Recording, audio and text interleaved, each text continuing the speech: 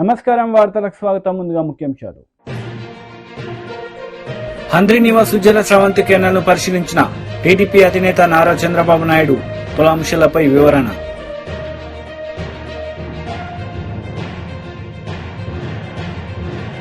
Secunderabad parliamentary సమావేశంలో పాల్గొన్న మాజీ మంత్రి కేటీఆర్ ఈ సందర్భంగా ప్రసంగం.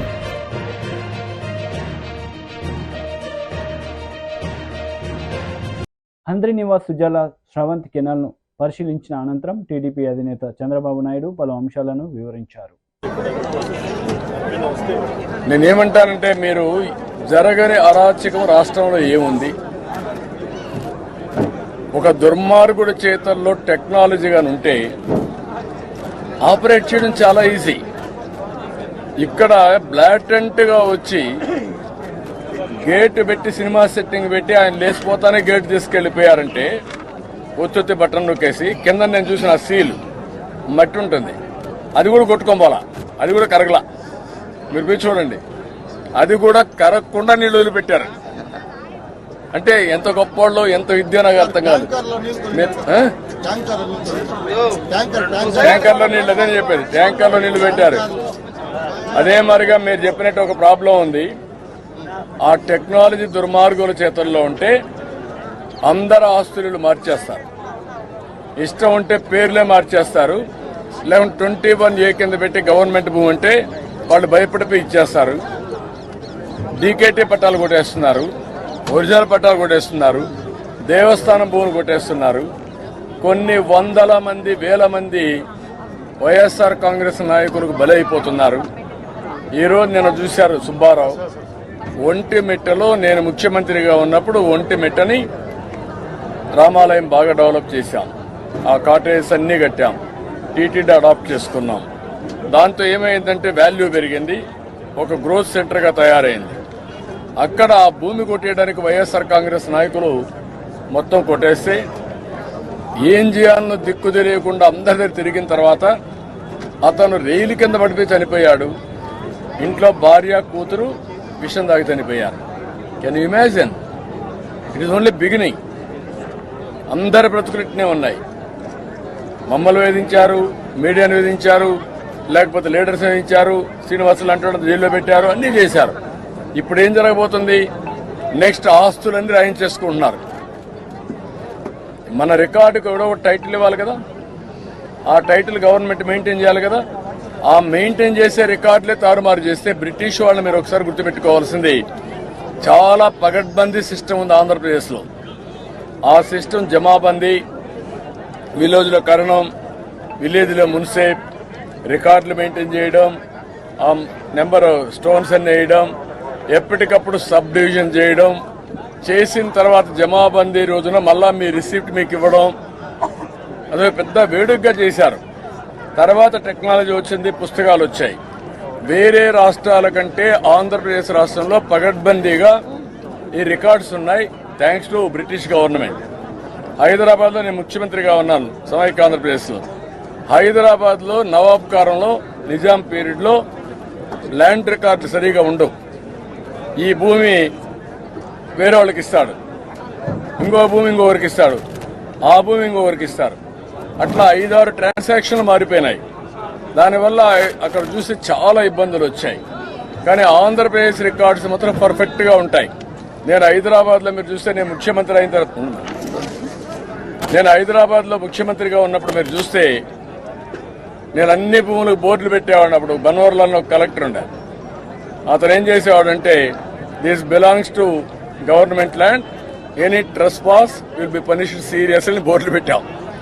రెండో రూల్ పెట్టి, అప్పుడు మీకు ఐడియా ఉందో లేదు, నేను పెట్టిన రూలు, ఎంఆర్ఓ ట్రాన్స్ఫర్ అయితే ఎంఆర్ఓ ఫిజికల్ హ్యాండ్ ఓవర్ చేసిన తర్వాత భూములు అతను రిలీవ్ కావాలి.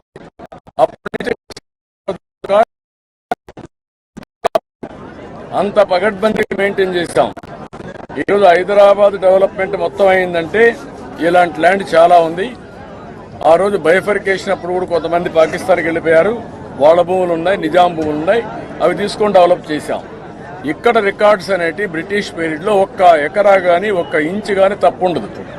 నేను చిన్నప్పుడు చూశాను జమాబంద్ అంటే ఒక నెల పండగ, కర్ణాలు వాళ్ళంతా ఊరికి వస్తారు, వాళ్ళు రికార్డులు ఎస్టాబ్లిష్ చేస్తారు, అక్కడి నుంచి రికార్డు మనకి రిసీప్ట్లు ఇస్తారు, మళ్ళీ వాళ్ళు పోయి మండల హెడ్ క్వార్టర్లో తాలూకా హెడ్ క్వార్టర్లో కూర్చుంటారు, రికార్డ్స్ ఎస్టాబ్లిష్ చేస్తారు, డిక్లేర్ చేస్తారు. కలిసే ఉన్నాం కలిసే ఉంటామని ఎమ్మెల్యే గోపిరెడ్డి శ్రీనివాస్ రెడ్డి అన్నారు. నిర్వహించిన మీడియా సమావేశంలో ఆయన మాట్లాడారు. నమస్కారం తెలియజేస్తూ, గత 4-5 నెలల నుంచి నర్సరావుపేట నియోజకవర్గంలో వైఎస్ఆర్ కాంగ్రెస్ పార్టీలో కొన్ని సమస్యలతో అనిశ్చితి ఏర్పడటం జరిగింది.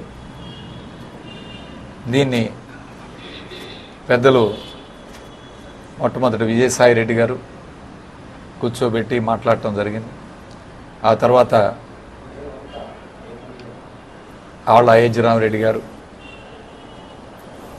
ఆ తర్వాత అందరం గౌరవ ముఖ్యమంత్రి గారు వైఎస్ జగన్మోహన్ రెడ్డి గారి అందరినీ పిలిపించుకుని, ఇందులో కొంతమందిని నాతో పాటు పిలిపించి ఆయన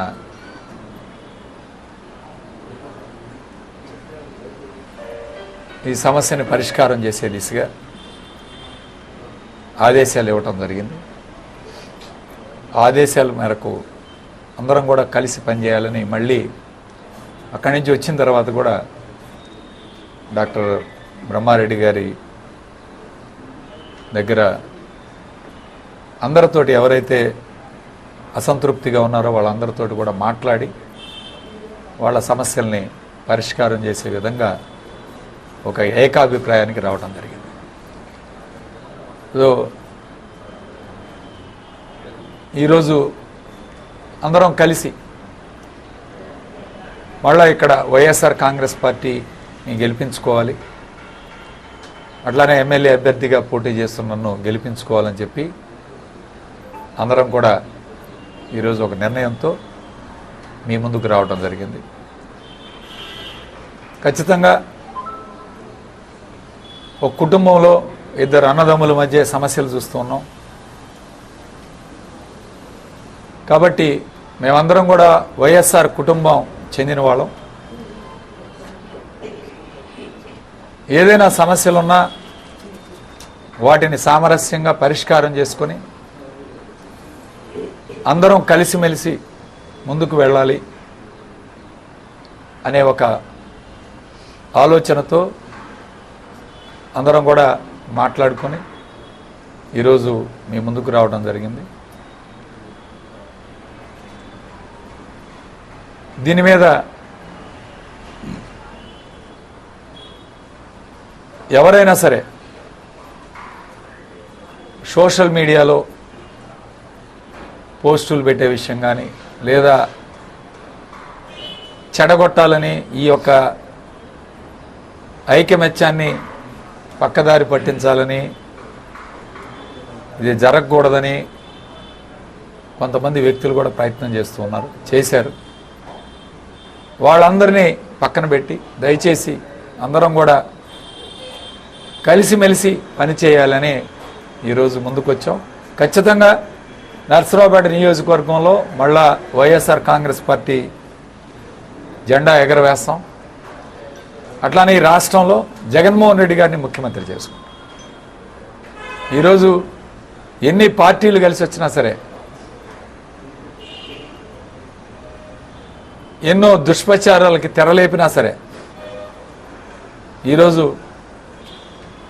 వాటన్నిటినీ కూడా పక్కన పెట్టి జగన్మోహన్ రెడ్డి గారిని అత్యధిక మెజార్టీతో ఈరోజు ముఖ్యమంత్రి చేసుకుంటాం. ఖచ్చితంగా వైఎస్ఆర్ కాంగ్రెస్ పార్టీ ప్రభుత్వం మళ్ళీ ఏర్పడుతుంది.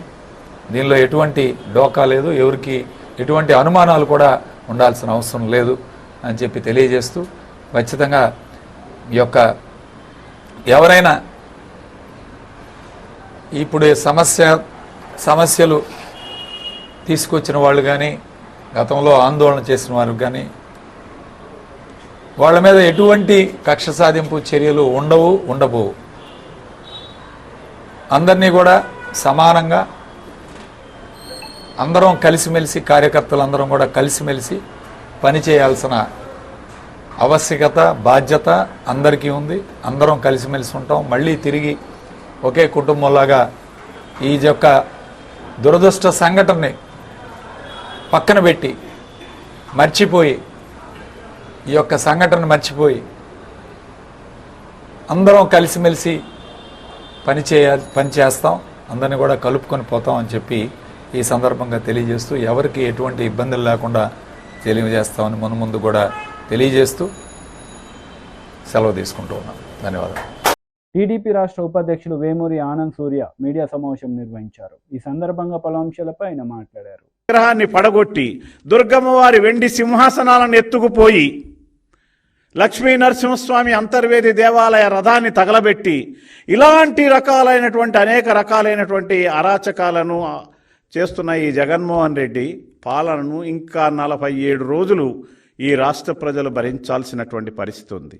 అయ్యా, ఎందుకు నేను చెప్తున్నానంటే నిన్నటికి నిన్న కాకినాడలో దేవాలయాల వీధిలో పెద్ద దేవాలయం, పెద్ద శివాలయం భీమేశ్వర స్వామి వారి దేవాలయంలో ఒక వైసీపీ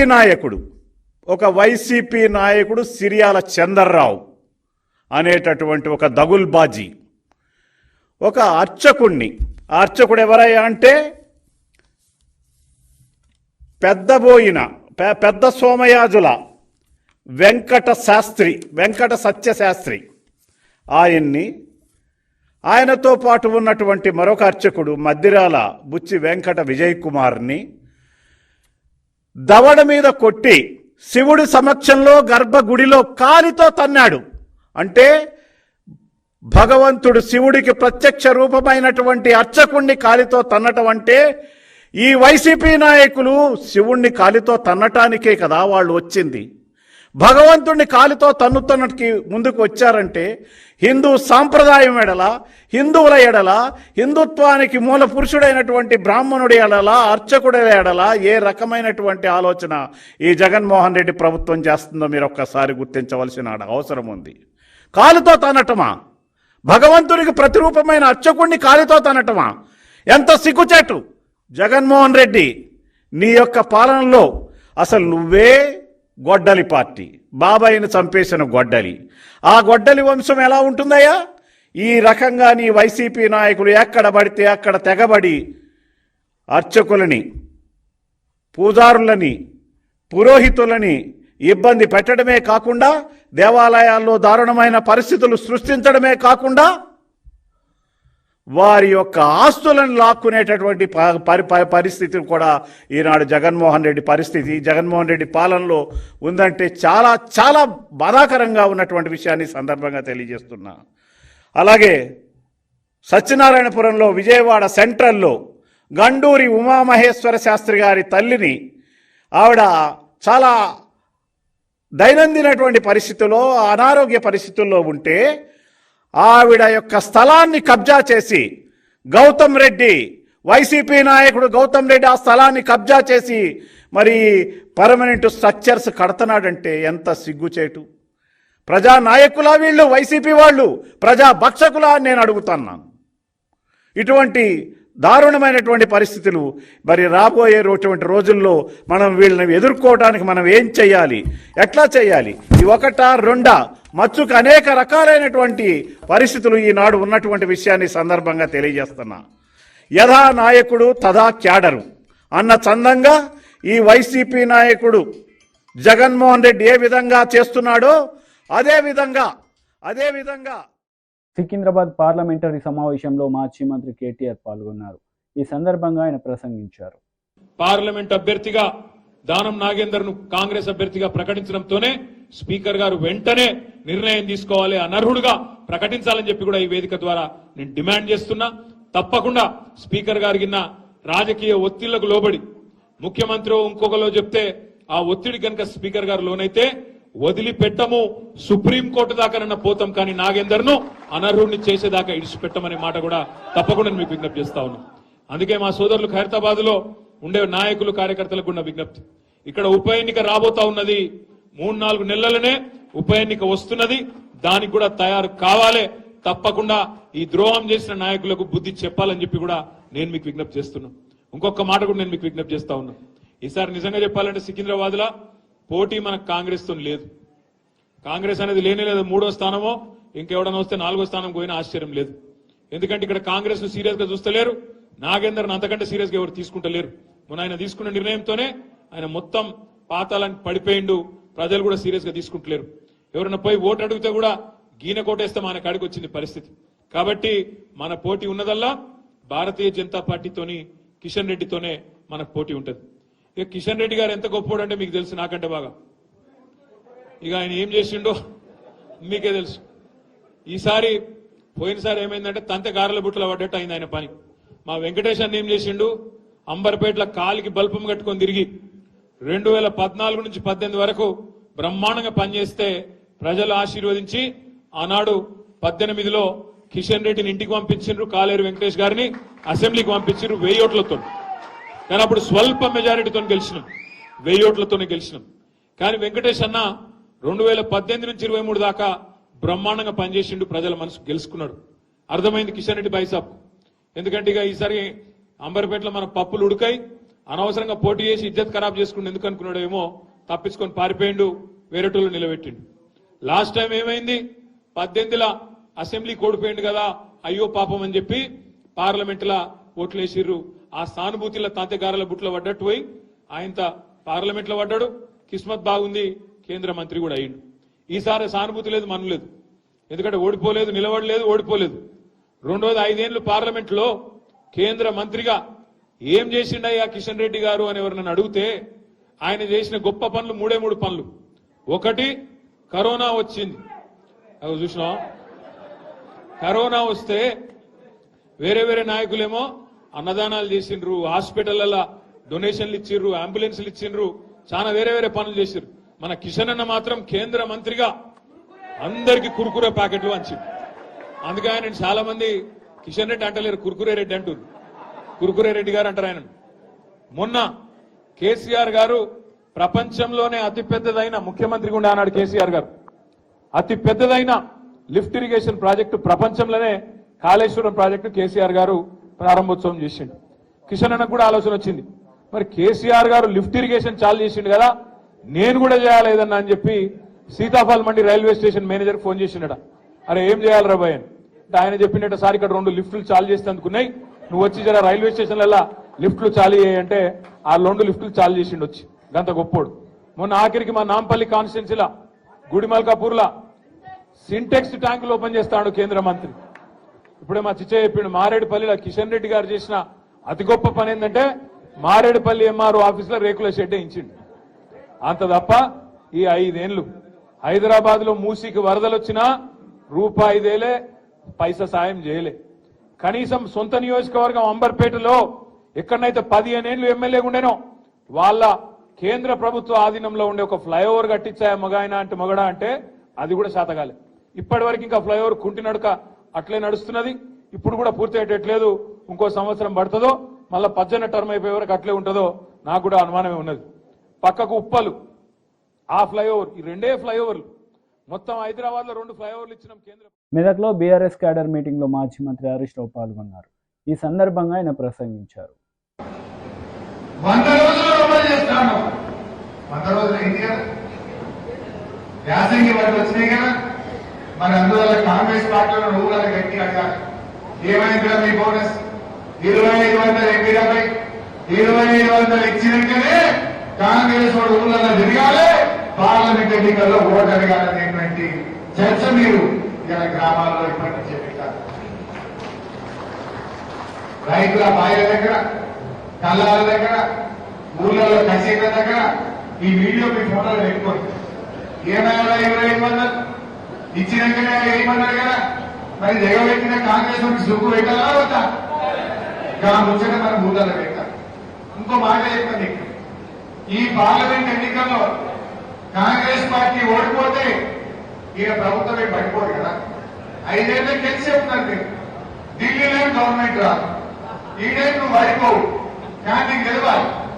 మొన్న మాట్లాడి ఇలా మాట్లాడి రేవంత్ రెడ్డి ప్రజలతో ఆయన 100 రోజుల పాలన చూసి ఓటేయాలన్న. ఏం చేస్తున్నాయన 100 రోజుల? రైతుల ఆత్మహత్యలు, ఆటో కార్మికుల ఆత్మహత్యలు, పంటలు ఎండిపోవడం, పొలాల్లోనే నిప్పు పెట్టి పంటను తగలబెట్టే పరిస్థితి, తాగడానికి నీళ్లు రావు, అన్ని మోసం దయాదాపలు చేసింది ఏమన్నా ఉన్నదా?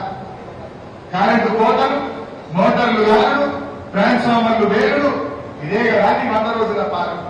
అబద్దాలు, మోసాలు తప్ప, ప్రతిపక్ష నాయకుల మీద అక్రమ కేసులు పెట్టింది తప్ప నిజాయితీలు ప్రజల కోసం చేసింది ఏమన్నా ఉన్నదా అని నేను అడుగుతాం. ఇలా బోనస్ విషయంలో మీకు చూసింది, అందువల్ల మనకు కుల్లా చెప్పాలి. 2500 ఓట్లు కొంటే కాంగ్రెస్ పార్టీ ఓటు వేయాలి, 2500 ఓట్లు లేకపోతే గాలి గుర్తు ఓటేసుకుందామని చెప్పి ప్రజల్లో మనం చర్చ పెట్టాల్సిన అవసరం. మనకు కొత్త కోరిక కాదు, నువ్వు ఓట్ల ముందట ఇచ్చిన మాటనే మనం అడుగుతా ఉన్నాం. దీన్ని మీరు గ్రామాల్లో మంచిగా చర్చ పెట్టాలని కోరుతా ఉన్నాం. మహిళలు పెట్రోబాబు 6 గ్యారెంటీల్లో మొదటి హామీ అదే మా అక్కల కష్టాలు చూసి బీజేపీ రాష్ట్ర అధ్యక్షుడు కిషన్ రెడ్డి మీడియా సమావేశం నిర్వహించారు. ఈ సందర్భంగా పలు అంశాలపై ఆయన మాట్లాడుతూ ఇరు పార్టీలపై మండిపడ్డారు. ముఖ్యంగా మగవాళ్ళు ఎవరు లేరు. ఈ యొక్క హోలీ పండుగ సందర్భంగా మగవాళ్ళందరూ కూడా మందిరానికి వెళ్లారు. వాళ్లకు ఇష్టగురు అయినటువంటి ఆ దేవాలయానికి అందరూ కలిసి వెళ్లారు. మహిళలు అక్కడ మైకు పెట్టుకొని హోలీ డ్యాన్స్ చేస్తా ఉంటే ఎదురుగా ఉన్నటువంటి మసీదు నుంచి వందల మంది మహిళలు, పసిపిల్లలు, గర్భవతి స్త్రీలు అనే విచక్షణ లేకుండా వాళ్ళ మీద రాళ్లతో విపరీతంగా దాడి చేసి 30 మందిని గాయపరిచారు మొన్న 4 గంటలకు.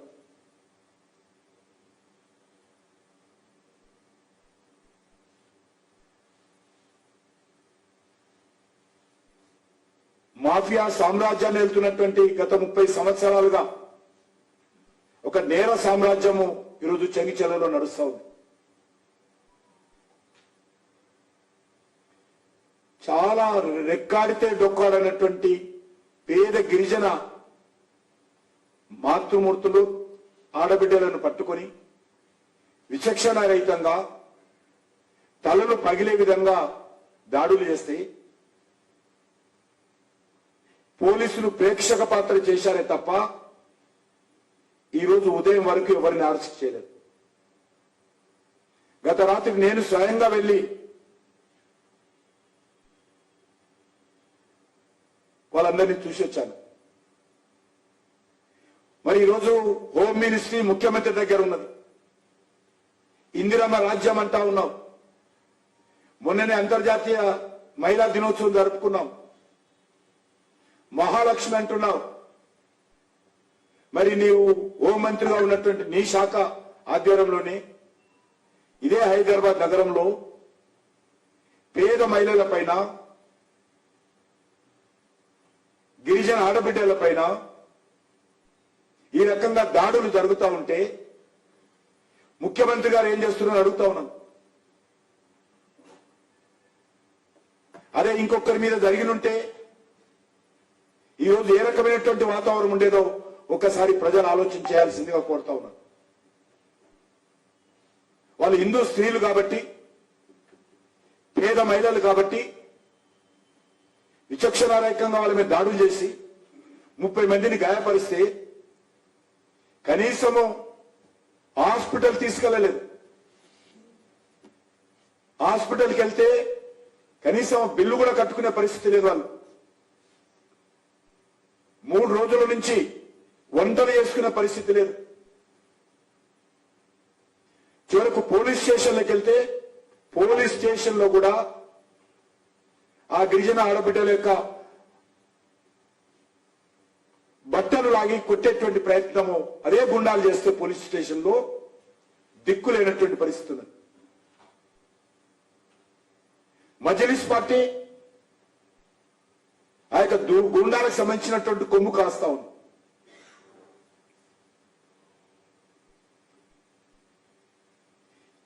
ఎనిమిది కుట్టుబడ్డాయి ఒక అమ్మాయికి తల పగిలి.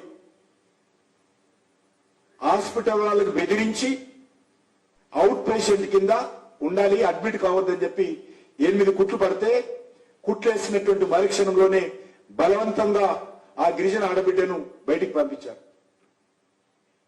మేము ఒత్తిడి చేస్తే ఇంకో బిడ్డను గాంధీ హాస్పిటల్ అడ్మిట్ చేసుకున్నాం. వార్తలు ముగించే ముందు ముఖ్యాంశాలు మరోసారి. హంద్రీ నివాస్ సుజల స్రవంతి కేంద్రాలను పరిశీలించిన టీడీపీ అధినేత నారా చంద్రబాబు నాయుడు పలు అంశాలపై వివరణ.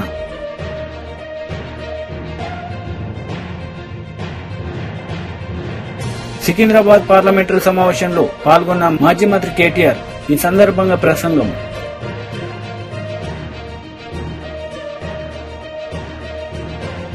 ఈ వార్తలు ఇంతటితో సమాప్తం. తిరిగి ప్రసారమయ్యే వార్తలు మళ్ళీ కలుద్దాం. అంతవరకు సెలవు. నమస్తే.